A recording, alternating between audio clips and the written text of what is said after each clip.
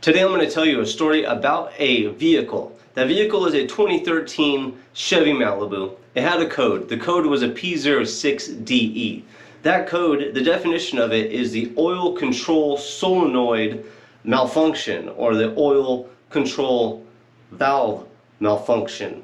But either way, he took it in, or my friend took it into a shop, a auto parts store, and they told him that he had a problem with the oil pressure sensor.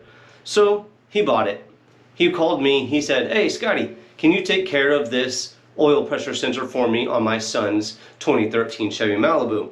And of course, instead of saying, "Yeah, I'll do it," I asked a ton of questions.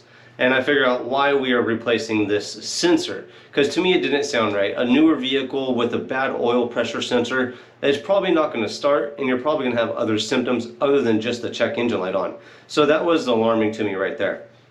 But come to find out, the code P06de, I did some research on it and started looking at stuff. What I found was that the oil solenoid right above the oil filter was to be at fault.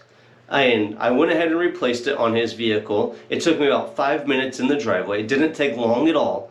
The code went away.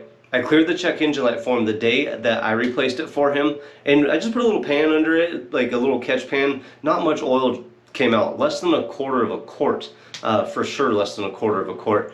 So I replaced that solenoid, cleared the check engine light, cleared the monitors. He drove it for about 40 miles. We checked the check engine light or the computer, and all the monitors were set. No codes, no pending codes, nothing like that. So the story about this 2013 Chevy Malibu.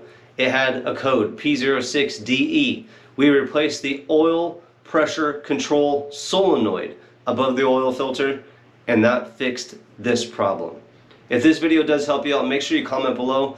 Let me know the year, make, model, engine size of your vehicle, and hopefully check out my video library. Tell everybody about me.